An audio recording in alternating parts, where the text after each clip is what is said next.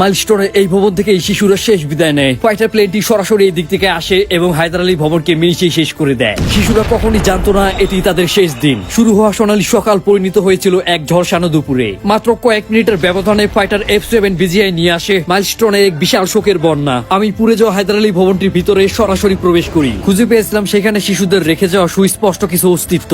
এখান থেকে বেঁচে ফেরা শিক্ষার্থী মরিয়মের সাথে আমরা সরাসরি কথা বলেছি। এই ভিডিওটিতে মাইলস্টোন স্কুলে পুড়ে যাওয়া ভবনের দৃশ্য এবং দুর্ঘটনা সম্পর্কে সম্পূর্ণ তথ্য প্রদান করব। ভিডিওটি শেয়ার করুন এবং সম্পূর্ণ ভিডিও দেখার জন্য সাথে থাকুন।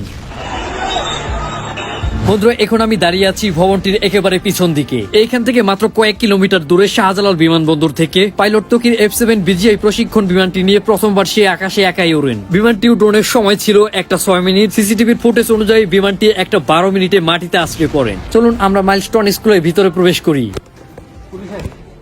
বন্ধুরা, চাল থেকে লাফ দিয়ে আমি নিচে নেমেছি। এখানে দেখুন, এই হচ্ছে ভবনটির পিছন দিক। বিমানটি সামনের দিক থেকে আঘাত করে এবং দেখতেই পাচ্ছেন পিছন দিক দিয়ে একেবারে দেওয়াল ভেঙে বেরিয়ে আসে। একবার ভাবুন কতটা শক্তি প্রয়োগ হলে দুইটি দেওয়াল ভেঙে বিমানটি এই পাশ দিয়ে বেরিয়ে আসতে পারে। আমি এখন মাইলস্টোন স্কুলের একেবারে নিচে রয়েছি। আজ এখানে সব ধরনের প্রবেশের জন্য কর্তৃপক্ষ নিরুৎসাহিত করেছেন, কিন্তু আমি ভিতরে ঢোকার এবং ভিডিও ধারণের উপায় খুঁজে পাই। ক্যামেরা একটু এদিকে দেখাও। এখানে দেখুন, দেখতে পাচ্ছেন বিমানের ভিতরে যেই জ্বালানিগুলো ছিল, দেখুন সেগুলো এখনো জলের সাথেই সুস্পষ্ট ভাসছে। কি বলবো, এই স্থানটিতে সম্পূর্ণ জ্বালানির গন্ধে ছেয়ে আছে। আমি সেখান থেকে বেরিয়ে মাইলস্টোন স্কুলে দুর্ঘটনার সেই মূল স্থানের দিকে যাত্রা শুরু করলাম। স্থানটিতে তদন্ত শেষ না হওয়া পর্যন্ত যে কেউ প্রবেশ না করতে পারে, তাই সম্পূর্ণ জায়গাটি আটকে দেওয়া হচ্ছে। সত্যি বন্ধুরা, এখানকার এই হৃদয় বিদারক দৃশ্য দেখে কি বলবো, আমার শরীর শীতল হয়ে পড়েছে।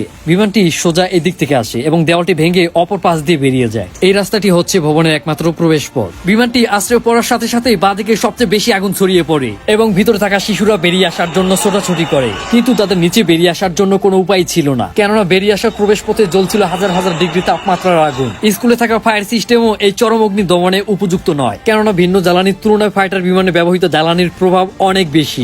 চলুন আমরা ভবনটির ভিতরে প্রবেশ করি।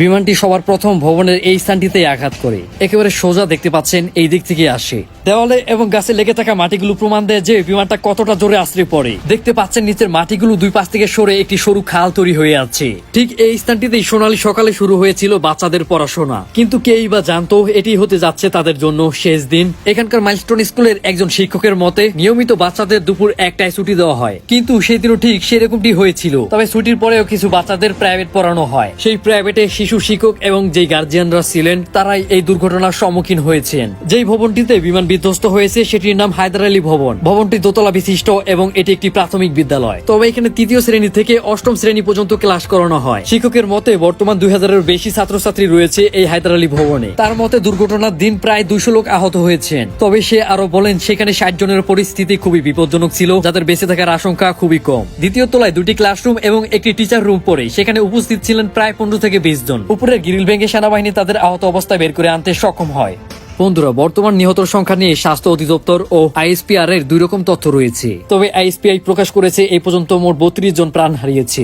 এখন পর্যন্ত মাইলস্টোন স্কুলে শিশু, অভিভাবক এবং শিক্ষক মিলিত মৃত্যুর সংখ্যা সুস্পষ্ট নয়। এখানের একজন শিক্ষক যিনি নিজের প্রাণের বিনিময়ে অনেকগুলো বাচ্চার প্রাণ বাঁচিয়েছে। যদিও সে আজ পৃথিবীতে আর নেই, তবে এই স্কুলে রেখে যাওয়া স্মৃতি, শিশুদের জন্য আত্মদান তাকে চিরকাল মাইলস্টোন বাঁচিয়ে রাখবে। বন্ধুরা, এই পাশটিতে যদিও আগুন আসেনি, তবে দেখুন বালতিগুলো তাপে গলে গিয়েছে। দেখুন ফ্যানের সমস্ত কিছু পুড়ে গিয়েছে, শুধু কয়েলটা ঝুলে রয়েছে। এখানে পাশের রুমে বাচ্চারা কয়েকজন মিলে টিফিন খাচ্ছিল। হঠাৎ করে কি জানি একটা বিকট আওয়াজ হলো, সাথে সাথেই সব শেষ হতে শুরু হলো।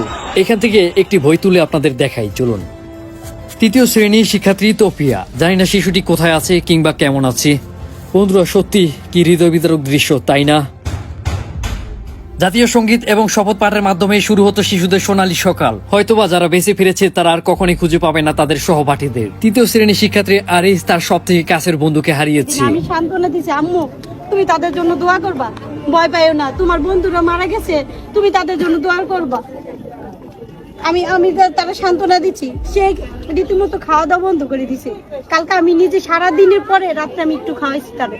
3য় শ্রেণীর মরিয়ম কয়েক মিনিট আগে ক্লাস থেকে বেরিয়ে আসে। ভাগ্যক্রমে সে এবং তার বন্ধু জায়রা বেঁচে যায়, কিন্তু মরিয়মের মা জানান জায়রার মা বিমানটি যেখানে বিধ্বস্ত হয় সেখানে সম্ভবত দাঁড়িয়েছিলেন। দুর্ঘটনায় 3য় দিন হয়ে গেল, জায়রার মার এখনো কোনো খোঁজ মিলেনি। অন্যদিকে মরিয়ম তার অনেক বন্ধুদের হারিয়ে ভেঙে পড়েছে। বন্ধুরা, অনিশ্চয়তায় এখানে অনেক মানুষ রয়েছে যাদের কোনো খোঁজ এখন পর্যন্ত মিলেনি। দোলনায় বসে থাকা এক আহত শিক্ষার্থী জানান 5 মিনিট আগে পরে ঘটনাটি ঘটলে হয়তোবা তার শরীর আগুনে পুড়ে যেত না। ঠিক এই স্থানটিতেই পড়েছিল একটি ছেলে, যাকে শেষ মুহূর্তে তার বন্ধু এসে ধরে। বন্ধুরা, এই মর্মান্তিক ঘটনার জন্য একমাত্র দায়ী মাইলস্টোন স্কুল এবং বিমান বাহিনী। এই স্কুলটি এখানে প্রতিষ্ঠার সময় বারণ করা হয়েছিল, কেননা মাইলস্টোন স্কুল থেকে মাত্র কয়েক কিলোমিটার দূরেই শাহজালাল বিমানবন্দর অবস্থিত এবং প্রতি 5 মিনিট পর পর প্রতিষ্ঠানের উপর দিয়ে বিমান যাওয়া আসা করে। সুতরাং স্কুলটি ঝুঁকিপূর্ণ জায়গায় তৈরি করা হয়েছে। তাছাড়া কখনো একটি প্রশিক্ষণ বিমান ঢাকার মতো জনবহুলপূর্ণ স্থানের আকাশ দিয়ে উড়তে পারে না। মাইলস্টোন মাঠে পড়ে থাকা শিশুদের চামড়া এবং রক্তের গন্ধ ইঙ্গিত দেয় যে পৃথিবীতে কোনো কিছুই চিরস্থায়ী নয়।